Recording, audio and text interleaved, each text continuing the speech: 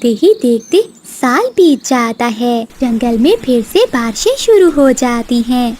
मीना चिड़िया ने अब कबूतर और कबूतरी के बगैर जीना सीख लिया था, लेकिन पहली बारिश देखकर वो बहुत डरी हुई थी। वो एक पेड़ की डाल पर बैठी हुई थी कि तभी कबूतर वहाँ आता है। मीना, तुम यहाँ पत्तों में कब तक छुपी बैठी रहोगी? जाओ, अपने लिए एक घर बना लो। बंटी मामा, मैं अपना कच्चा घर कितना बुरा लग रहा है। चलिए, चाहे जो भी हो जाए, हम इस चिड़िया का घर यहाँ नहीं बनने देंगे। तभी बादल कव्वा और बिजली कवि मिलकर एक योजना बनाते हैं। बादल जी, आज तो बहुत मजा आ गया। कितने मजे के मीठे मीठे आम खाए हैं। रोज ऐसे मीठे मीठे आम मिल जाए तो मजा ही आ जाए। वो बुलबुल तो आज पूरे जंगल को मुफ्त में आम खिला रही है। बिजली कवि की बात सुनकर मीना चिड़िया उनकी बातों में आ जाती है और आम खाने के लिए बुलबुल के बागीचे में चली जाती है। बादल जी, जल्दी करो, इससे पहले कि वो मीना लौट आए उसका घोंसला गिरा दो। फिर बादल कव्वा मीना का घोंसला नीचे गिराकर तोड़ देता है। उधर मीना चिड़िया बुलबुल के बागीचे में जाकर आम खाने लगती है, लेकिन बुलबुल उसे देखकर शोर मचा देती है। अरे अरे, देखो तो, ये चिड़िया मेरे बाग में आम खा रही है। देखने में तो कितनी भोली है, लेकिन पी जाती है। जब वो अपने घोंसले के पास जाती है तो अपने घोंसले को नीचे टूटा हुआ देखकर हैरान होती है। ऐ ऊपर वाले, मेरा घर किसने तोड़ दिया है? मैंने भला किसी का क्या बिगाड़ा था? अब मुझे फिर से बारिश और तूफान में ऐसे ही रात बितानी होगी। मीना बैठी ऐसे रो रही थी, तभी बिजली कवि और बादल कव्वा हंसते हुए वहाँ आते हैं। बादल जी, ये तो बहुत भोली है। हमने कितनी आसानी से इसे अपनी जाल में फंसा लिया और ये फंस भी गई। बिजली आंटी, अगर आज मेरे भी माता पिता होते तो मैं भी आपकी तरह बड़े घर में रह रही होती। आप सब मुझे क्यों तंग कर रहे हैं? क्यों हर समय मेरा मजाक बनाते हो? मैं तो आप सबके साथ मिलकर रहना चाहती हूँ। मीना की बातें सुनकर बिजली और बादल वहाँ से चले जाते हैं। वो रात मीना चिड़िया बारिश में ही गुजारती है। एक दिन मीना चिड़िया भोजन की खोज में बस्ती की ओर जाती है।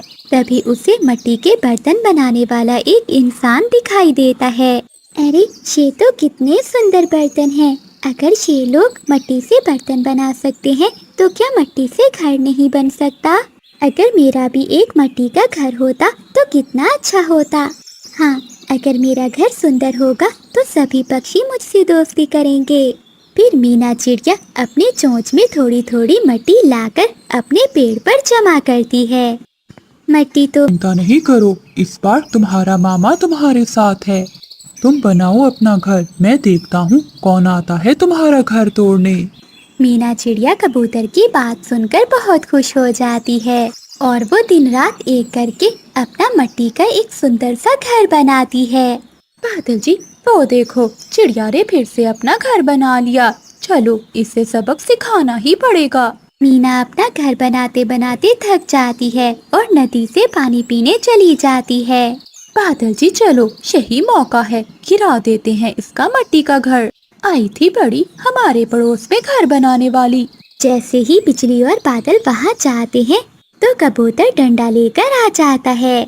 कबो, शर्म नहीं आती तुम्हें? तुम्हें तो उसकी मदद करनी चाहिए थी, उल्टा तुम उसे ही तंग कर रहे हो। और तो और, तुमने उसका घर भी तोड़ दिया। कितनी मेहनत करके उसने अब ये घर बनाया है। अब तुम दोनों यहाँ क्या करने आए हो? बिजली, तुम्हें तो शर्म आनी चाहिए, तुम्हारी अपनी संतान नहीं है। तुम फिर भी उस छोटी बच्ची को कितना तंग कर रही हो। कबूतर की बातें सुनकर कव्वा और कवि बहुत शर्मिंदा होते हैं। तभी मीना चिड़िया भी पानी पीकर लौट आती है। अरे बादल और बिजली आंटी, आप यहाँ कहीं फिर से मेरा घर तो तोड़ने नहीं आई? मैंने बहुत मुश्किल से बनाया है। प्लीज आंटी, मैं आपसे विनती करती हूँ, मेरा घर ना तोड़ना। मीना, मुझे माफ कर दो, अब हम तुम्हें कभी भी तंग नहीं करेंगे। अब तुम आराम से यहाँ रह सकती हो। कबूतर ने हमारी आंखें खोल दी। हमने तुम्हारे साथ बहुत गलत किया है, हो सके तो हमें माफ कर देना। मैं तो परिवार के लिए तरस रही थी, आप सब मेरा परिवार हो। अब मैं आप सबके साथ ही मिलकर रहूंगी। जंगल में कई दिनों से बारिशें हो रही थी।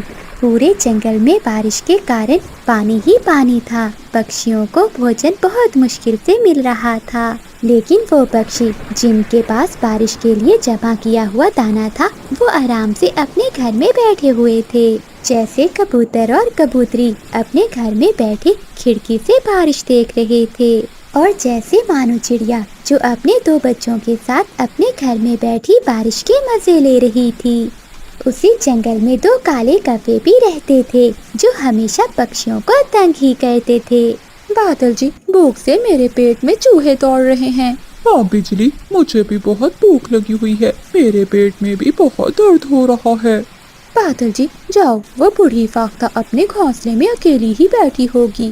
जाओ, उससे दाना छीन लाओ। नहीं नहीं बिजली, कल मैंने देखा था उस बूढ़ी फाख्ता ने अपने घोंसले में एक लाठी रखी हुई थी। कहीं ऐसा ना हो कि वो बूढ़ी फाख्ता मुझे लाठी से मारे। बादल जी, तुम चिंता ना करो, मैं तुम्हारे साथ चलती हूँ। फिर तेज बारिश में भूख के सताए हुए काका और चोरी के दाने का स्वाद ही अलग है। हाँ बिजली, हमें मेहनत करने की कोई जरूरत नहीं है। हमें तो बैठे बिठाए चोरी का दाना मिल जाता है। हो हो। बादल जी, सुबह का नाश्ता तो हो गया, अब हम रात का खाना भी किसी न किसी पक्षी के घर से ही चोरी करके खाएंगे। नाश्ता करने के बाद वो पति पत्नी मजे से अपने अपने घोंसलों में सो जाते हैं। मम्मा, ये बारिश कब रुकेगी? मीना बेटी, बरसात का मौसम है, इन दिनों की बारिशें कई दिनों तक चलती हैं, लेकिन हमें कोई चिंता नहीं, क्योंकि हमारे पास कई दिनों का दाना जमा है। मामा, लेकिन मैं सोच रहा हूँ कि जिन पक्षियों के घर में दाना नहीं है, वो क्या कर रहे होंगे?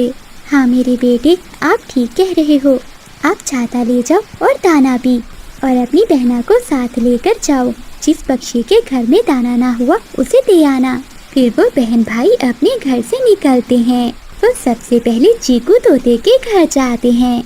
अंकल अंकल, आपके पास दाना है? हाँ मीना बेटी, हमारे पास दाना है। तुम ऐसा करो, बूढ़ी फाख्ता को दे आओ, वो भूखी है। फिर वो दोनों बहन भाई